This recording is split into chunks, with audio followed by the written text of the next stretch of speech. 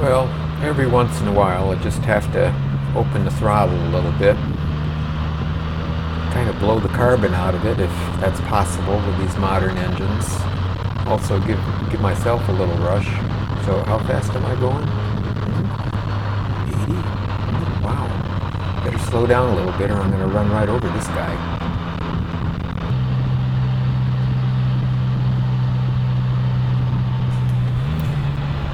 So, I continue my saga here, still on Ballplay Road, and this is the more interesting part of the road, to my way of thinking. One time when I was cruising along here, I had to come almost to a full stop because there was an Amish wagon that was kind of blocking the road, and I had to wait for a chance to get by. Yes, apparently there are some Amish families in East Tennessee.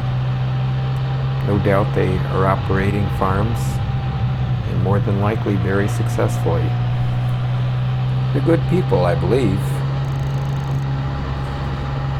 I watched a really interesting vlog where two of the people who have been very successful, Blockhead and her two wheels, actually met up in Florida.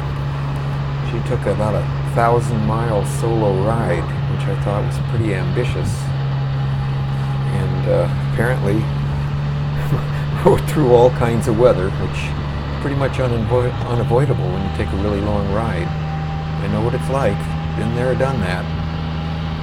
Don't see any trips like that anytime in my near future, but well, who knows. Still thinking about that trip up Route 11. Well, we'll see. Maybe it'll happen, maybe it won't. But anyway, in the meantime, I've got lots of beautiful roads here in East Tennessee to ride on.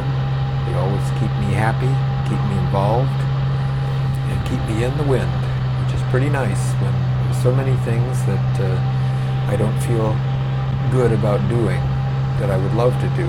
I'd love to go to a restaurant. I'd love to gather with a group of friends, medium size, large size, or whatever. We're just not doing that right now. I hope that all changes. We will see.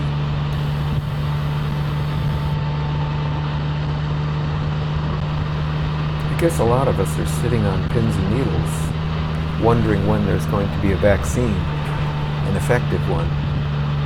And the warp speed process that's supposedly going on may produce a vaccine, and maybe it won't. And then there's a question of how safe it'll be, how effective it'll be, and how long the virus is going to hang around. And within the next couple of months or so, we'll be entering the traditional flu season. So we got that on top. I'm sure we all want to be safe. I'm sure we want to keep our family members and friends safe. But in the meantime, those of us that are fortunate enough to have 2 wheels or 3 wheels, real fun machines, we have an escape that at least gets us away from the humdrum of being locked down in our houses. I don't go to restaurants. I don't go to gatherings of friends. We do our grocery pickups curbside. We even went to the liquor store earlier this week. Get some Redemption, which is a high rye bourbon. Very, very good. Not terribly expensive either. To keep ourselves stocked. It would be easy at this time to take out the bottle a little too often or drink a little too much. But that's where discipline kicks in, hopefully. Does for me anyway. Hope it continues to do that.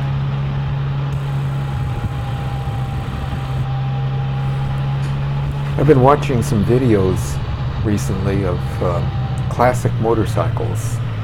First one was a 75 Harley-Davidson FX 1200, which is the machine that I had as my first Harley.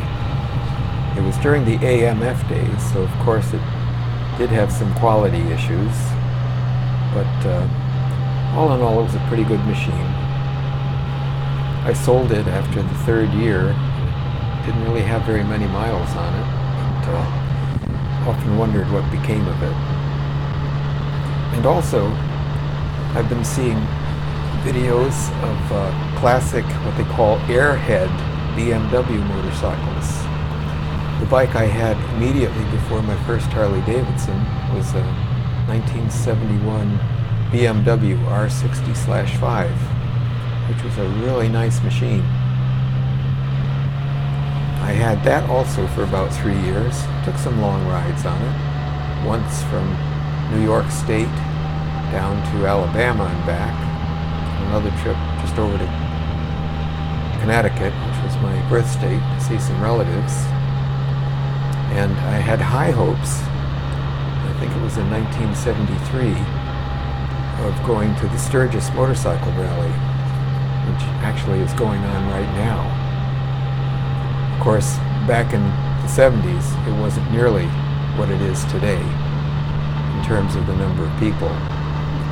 But I wrote to the man who was kind of the founder of the feast, as they say, a gentleman called Pappy, J.C. Hoyle. And he wrote back a really nice letter to me saying that I was coming from a really long way, and he invited me to stay at his place with some special guests.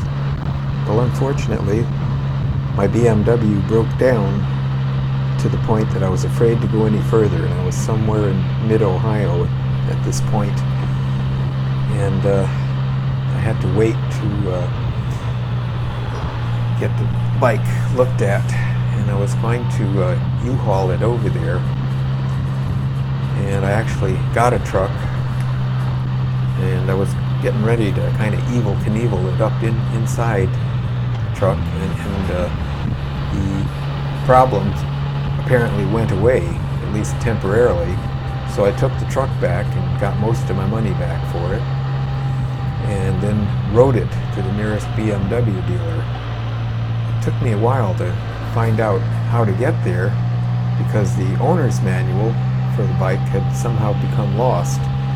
So I called home and had somebody call the dealer to locate a dealership for me. It was maybe 20 miles away from where I was. 20 miles in the wrong direction, but at this point I really didn't care about that. It was already too late to get to Sturgis, and most of what I wanted to see would have already been over. And the dealership, they were really too busy to deal with this poor guy that was kind of stuck on the road. So, using what little mechanical ability I had, I opened up the front cover. There was all this debris inside. Apparently the alternator had been sprayed with some sort of almost like shellac-like ingredient, and it had gotten hot. And hi there.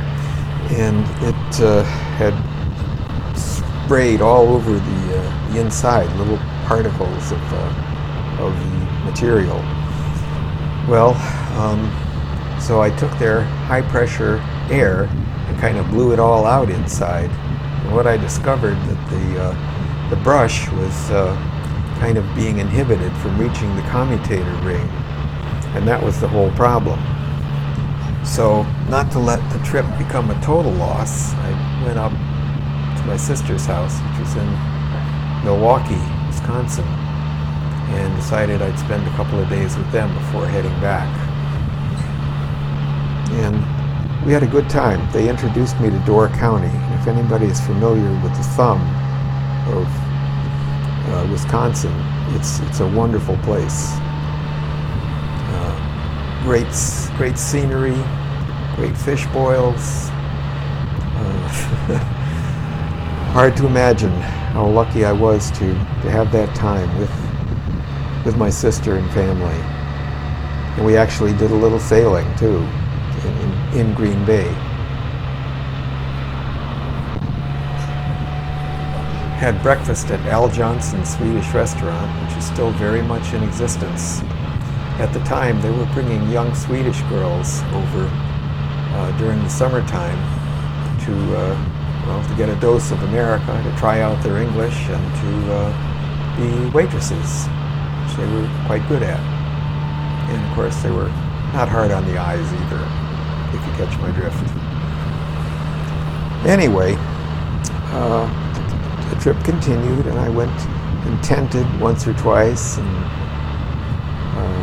went across the Upper Peninsula of Michigan and down across the Mackinac Bridge, which was pretty scary. That steel grating and two-wheeled machine kind of danced around a little bit and made me kind of uneasy, but just the same, I got across. The bike kind of swerved at the last instant before the grating reached the pavement, and I wound up crossing onto the pavement with oncoming traffic right in the middle of the highway. So I made a quick correction and took a deep breath and thanked God for keeping me alive.